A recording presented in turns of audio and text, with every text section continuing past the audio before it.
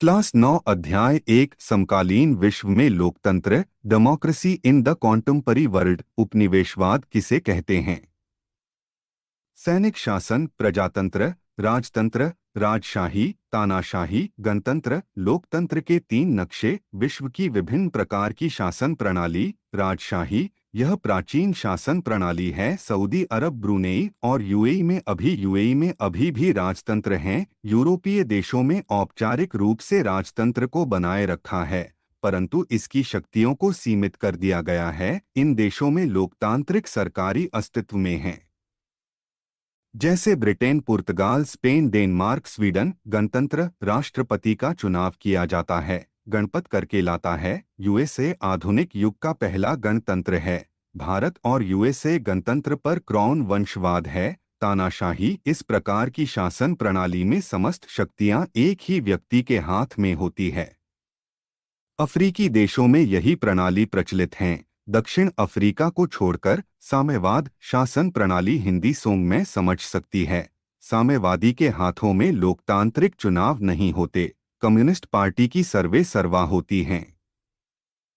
जनता को मात्र स्थानीय स्तर पर ही मतदान का अधिकार दिया जाता है। वर्तमान में चीन, वियतनाम और क्यूबा में यह शासन प्रणाली व्याप्त है। प्रजातंत्र, जनता का शासन है।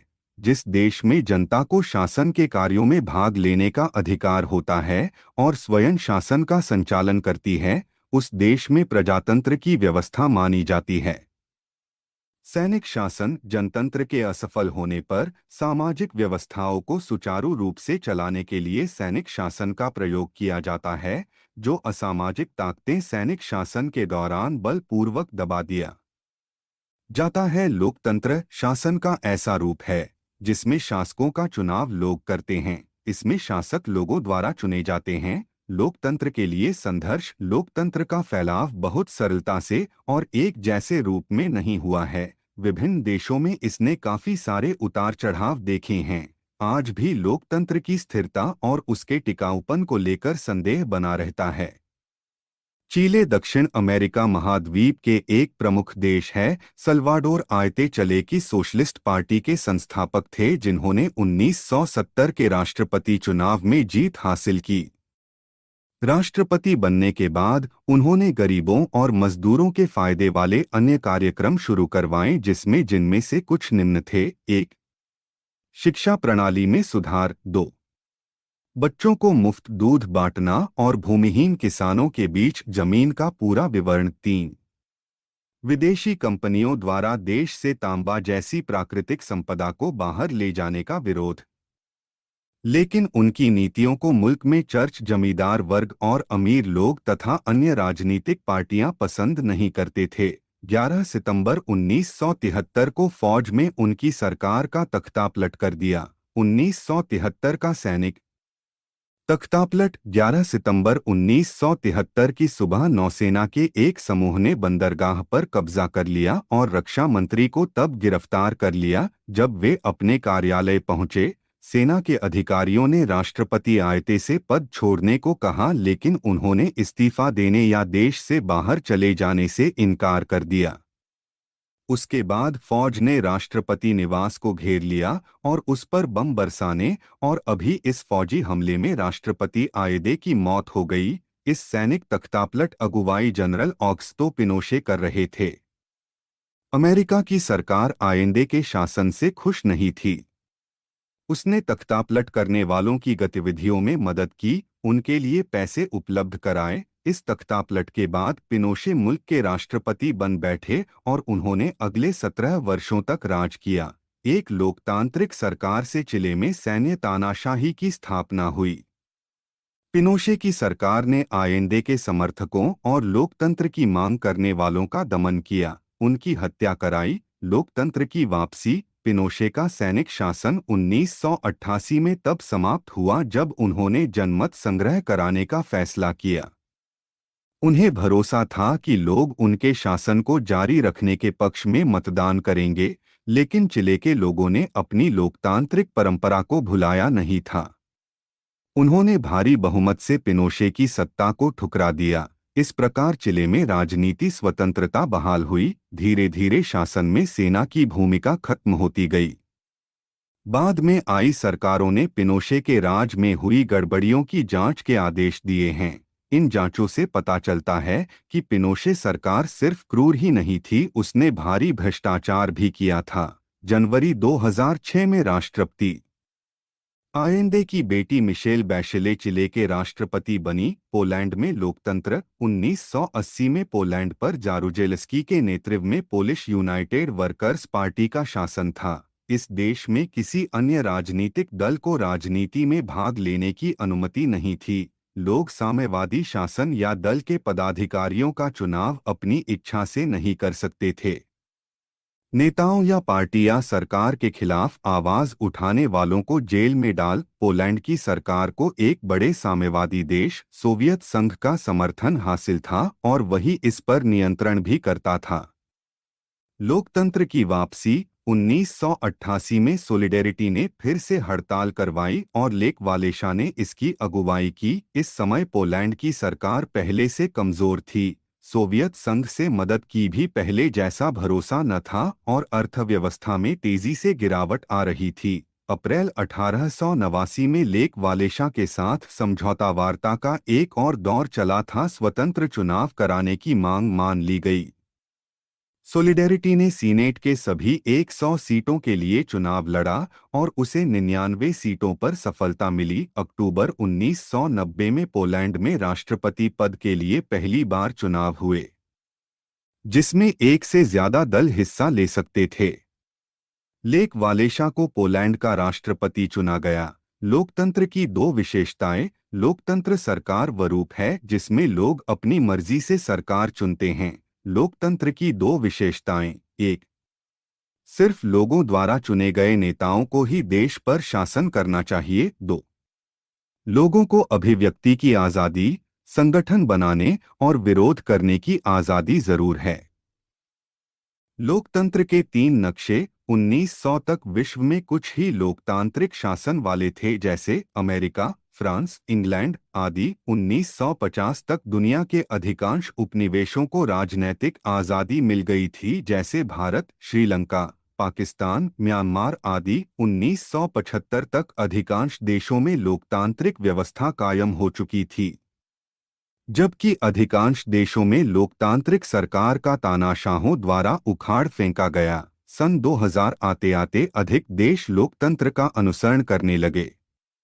सोवियत संघ के विघटन तथा अन्य लोकतांत्रिक देशों का समर्थन में लोकतंत्र के लिए मार्ग प्रशस्त किया। लोकतंत्र विस्तार के विभिन्न चरण। 1779 की फ्रांसीसी क्रांति ने फ्रांस में टिकाऊ और पक्के लोकतंत्र की स्थापना नहीं की थी, लेकिन फ्रांसीसी क्रांति ने पूरे यूरोप में जगह जगह पर लोकतंत्र के लिए संघर्षों की प्रेरणा दी। 18वीं और 19वीं सदी में राजनीतिक घटनाक्रमों ने राजशाही और सामंत वर्ग की शक्ति में कमी कर दी थी। 1776 में उत्तर अमेरिका में स्थित ब्रिटिश उपनिवेशों ने खुद को आज़ाद घोषित करा दिया तथा एक साथ मिलकर संयुक्त राज्य अमेरिका अर्थात आधुनिक अमेरिका का गठन किया। 1787 में उन्होंने एक लोकतांत्रिक संविधान को मंजूर किया, लेकिन इस व्यवस्था में भी मतदान का अधिकार पुरुषों को सीमित था। लोकतंत्र के लिए संघर्ष करने वाले सभी वयस्कों, औरत या मर्द, अमीर या गरीब, श्वेत या अश्वेत को मतदान देने का अधिकार देने की मांग कर रहे थे। इसे सार्वभौमिक वयस्क मताधिकार या सार्वभौम अधिकार कहा जाता है। यूरोप, उत्तरी और दक्षिणी अमेरिका के देशों में सबसे पहले आधुनिक लोकतंत्र की स्थापना हुई। लोकतंत्र विस्तार के विभिन्न चरण। 1779 की फ्रांसीसी क्रांति ने फ्रांस में टिकाऊ और पक्के लोकतंत्र की स्थापना नहीं की थी, लेकिन फ्रांसीसी क्रांति ने पूरे यूरोप में जगह जगह पर लोकतंत्र के लिए संघर्षों की प्रेरणा दी। 18वीं और 19वीं सदी में राजनीतिक घटनाक्रमों ने राजशाही और सामंत वर्ग की शक्ति में कमी कर दी थी। 1776 में उत्तर अमेरिका में स्थित ब्रिटिश उपनिवेशों ने खुद को आज़ाद घोषित करा दिया तथा एक साथ मिलकर संयुक्त राज्य अमेरिका अर्थात आधुनिक अमेरिका का गठन किया। 1787 में उन्होंने एक लोकतांत्रिक संविधान को मंजूर किया, लेकिन इस व्यवस्था में भी मतदान का अधिकार पुरुषों को सीमित था। लोकतंत्र के लिए संघर्ष करने वाले सभी वयस्कों, औरत या मर्द, अमीर या गरीब, श्वेत या अश्वेत को मतदान देने का अधिकार देने की मांग कर रहे थे। इसे सार्वभौमिक वयस्क मताधिकार या सार्वभौम अधिकार कहा जाता है। यूरोप, उत्तरी और दक्षिणी अमेरिका के देशों में सबसे पहले आधुनिक लोकतंत्र की स्थापना हुई। उपनिवेशवाद का अंत 1945 में द्वितीय विश्व युद्ध के तत्काल बाद अनेक देशों ने लोकतांत्रिक शासन व्यवस्था अपना ली, जबकि अधिकांश देशों में लोकतांत्रिक समय तक कायम नहीं रह सकी। पश्चिमी अफ्रीका का घाना देश ब्रिटिश उपनिवेश था तथा इसका नाम गोल्ड कोस्ट था। 1957 में यह देश आज़ाद हुआ। यह अफ्रीका का सबसे पहले आज़ादी पाने वाले देश में से एक था और इससे अनेक अफ्रीकी देश को आज़ादी के लिए संघर्ष करने की प्रेरणा मिली। आज़ादी के बाद एनाक्रूमा, जिन्होंने घाना की आज़ादी की लड़ाई में सक्रिय भूमिका निभाई थी, घाना के पहले प्रधानमंत्री और फिर राष्ट्रपति बने। उन्होंने अपने को आजीवन राष्ट्रपति के रूप में चुनवा लिया था, लेकिन थोड़े समय बाद ही 1966 में सेना ने उनका तख्तापलट कर दिया। घाना की तरह अधिकांश अफ्रीकी देशों का रिकॉर्ड कमोबेश इसी तरह रहा। हाल का दौर लोकतंत्र की दिशा में ज्यादा तेजी से कदम उठाने का सिलसिला 1980 के बाद शुरू हुआ। सोवियत संघ के बिखराव के साथ यह प्रक्रिया और तेजी हुई। सोवियत संघ में कुल 15 गणराज्य थे जो स्वतंत्र देशों के रूप में सामने आए और जिनमें से अधिकांश ने लोकतांत्रिक व्यवस्था ही अपनाई। लैटिन अमेरिका के अनेक देशों में लोकतांत्रिक व्यवस्था की बहाली हुई। 1990 के दशक में पाकिस्तान और बांग्लादेश में सैनिक शासन के जगह लोकतंत्र का आगमन हुआ, लेकिन यह बदलाव स्थायी नहीं थे और 1999 में जनरल मुशर्रफ ने पाकिस्तान में फिर से सैनिक शासन कायम कर लिया। नेपाल में राजा ने अपने अनेक अधिकार चुने हुए प्रतिनिधियों की सरकार को सौंपे और खुद संवैधानिक प्रमुख बने रहे। 2005 में नेपाल के नए राजा ने चुनी हुई सरकार को बर्खास्त कर दिया और पिछले दशक में लोगों को दी गई राजनीति आज़ादी को समाप्त कर दिया। 1947 में भारत, 1948 में श्रीलंका में और पड़ोसी देश म्यांमार औपनिवेशिक शासन से आज़ाद हुआ और इसने लोकतंत्र को अपनाया। लेकिन 1962 में सैनिक तख्तापलट से लोकतंत्र का अंत हो गया। 1990 में आंग सान सूची की अगुवाई वाली नेशनल लीग फॉर डेमोक्रेसी ने चुनाव जीते, परंतु म्यांमार के फौजी शासकों ने सत्ता छोड़ने से इनकार कर दिया और चुनाव परिणामों का मान्यता नहीं दी, बल्कि उन्होंने सूची समेत चुने हुए लोकतंत्र समर्थक नेताओं को गिरफ्तार कर जेल में डाल दिया या उनके घर में नजरबंद कर दिया। नजरबंदी की सजा झेलने के बावजूद सूची ने लोकतंत्र के लिए अपना अभियान जारी रखा। उनके संघर्ष को अंतर्राष्ट्रीय स्तर पर मान्यता मिली। उन्हें नोबेल शांति पुरस्कार मिला। सन 2005 तक करीब 140 देशों में बहुदलीय प्रणाली के तहत चुनाव कराए जाते हैं थे। यह संख्या पहले कभी इतनी अधिक नहीं रही। अंतर्राष्ट्रीय संगठन, दुनिया की ऐसी कोई सरकार नहीं जिसके द्वारा बनाए गए कानून दुनिया भर के लोगों पर लागू होते हों। पर दुनिया में ऐसी कई संस्थाएं जो और आंशिक रूप से ऐसी सरकार के कुछ काम करती है। यह संगठन विभिन्न देशों और लोगों पर उस तरह नियंत्रण नहीं रख सकती है जैसा कोई सरकार रखती है, लेकिन यह नियम बनाते हैं जो सरकारों के कामकाज की सीमा तय करते हैं, उनके लिए दिशा निर्देश देते हैं। संयुक्त राष्ट्र संघ, यह दुनिया भर के देशों का एक वैश्विक संगठन है जो अंतर्राष्ट्रीय कानून, सुरक्षा, आर्थिक निकाय और सामाजिक समता के मामले में परस्पर सहयोग स्थापित करने में मदद करता है। संयुक्त राष्ट्र के महासचिव उसके मुख्य प्रशासनिक अधिकारी है। संयुक्त राष्ट्र सुरक्षा परिषद, यह संयुक्त राष्ट्र संघ की ही एक संस्था है जिसकी विभिन्न देशों के बीच सुरक्षा शांति बनाए रखने की जिम्मेदारी है। यह एक अंतर्राष्ट्रीय शांति दस्ता बनकर गलती करने वालों के खिलाफ कार्रवाई कर सकती है। आईएमएफ, राष्ट्रीय मुद्रा कोष, जब सरकार को पैसे की जरूरत होती है तब अंतर्राष्ट्रीय मुद्रा कोष और विश्व बैंक सरकारों को ऋण देते हैं। उधार देने से पहले यह संस्थाएं संबद्ध सरकार से अपना हिसाब किताब दिखाने को कहती है और उनकी आर्थिक नीतियों के बदलाव का निर्देश देती है। क्या ये निर्णय लोकतांत्रिक है? विश्व स्तर पर अनेक ऐसी संस्थाएं हैं जो विश्व सरकार का काम करती है, लेकिन ये लोकतांत्रिक निर्णय नहीं लेती। सभी समान सदस्य देशों को स्वतंत्रता और बराबरी की भागीदारी नहीं मिलती। संयुक्त राष्ट्र का मामला। संयुक्त राष्ट्र के सभी 193 सदस्य देश को संयुक्त राष्ट्र महासभा में एक वोट मिला हुआ है। महासभा का स्वरूप काफी कुछ संसद की तरह है, जिसमें सभी तरह की चर्चाएं होती है। इसकी बैठक सदस्य देशों के प्रतिनिधि द्वारा चुने गए अध्यक्ष की अगुवाई में हर साल चलती है। लेकिन विभिन्न देशों के बीच टकराव की स्थिति में महासभा कोई कार्रवाई नहीं कर सकती। संयुक्त राष्ट्र संघ परिषद के 20 सदस्य महत्वपूर्ण फैसले लेते हैं।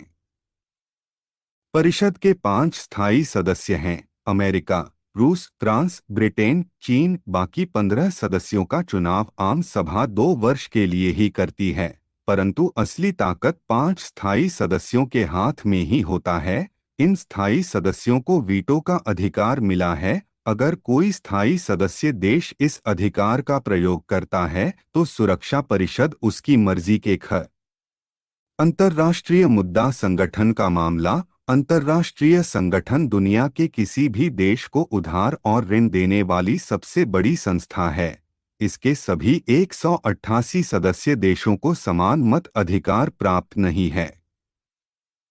हर देश इस कोष में जितने धन का योगदान करता है उसी के अनुपात में उसे वोट का वजन भी तय होता है। मुद्रा कोष में 52% से अधिक वोटों पर सिर्फ 10 देशों America, Japan, Germany, France, Britain, चीन, इटली, सऊदी अरब, कनाडा, रूस का अधिकार है। बाकी 178 देश इस संगठन के फैसले को प्रभावित करने की स्थिति में नहीं हैं।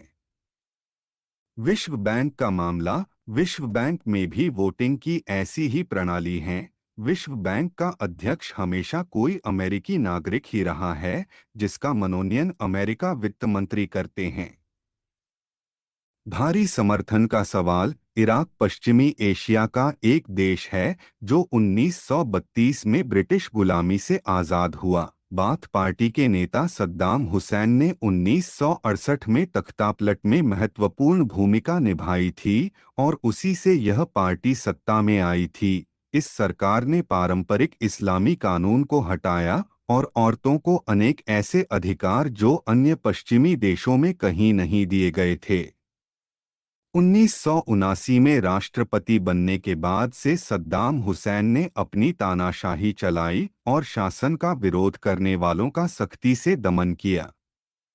अमेरिका और ब्रिटेन आदि उसके सहयोगी देशों ने आरोप लगाया कि इराक के पास गुप्त परमाणु हथियार है और जनसंहार के हथियार हैं और इनसे दुनिया को बहुत खतरा है। लेकिन जब संयुक्त राष्ट्र ने यह जांचने के लिए अपनी विशेषज्ञ टीम इराक भेजी तो उस टीम को ऐसे कोई हथियार नहीं मिले। फिर भी अमेरिका और उसके साथी देशों ने हमला किया और उस पर कब्जा कर लिया और सद्दाम हुसैन को सत्ता से हटा दिया। अमेरिका ने अपनी पसंद की अंतरिम सरकार बना ली और तर्क दिया जाता है कि देश में तानाशाही समाप्त करने के लिए लोकतांत्रिक सरकार की स्थापना के लिए यह महत्वपूर्ण था। इराक के खिलाफ युद्ध को सुरक्षा परिषद ने भी मंजूरी नहीं दी। संयुक्त राष्ट्र के महासचिव कोफी अन्नान ने भी कहा कि इराक के खिलाफ अमेरिकी युद्ध गैरकानूनी है।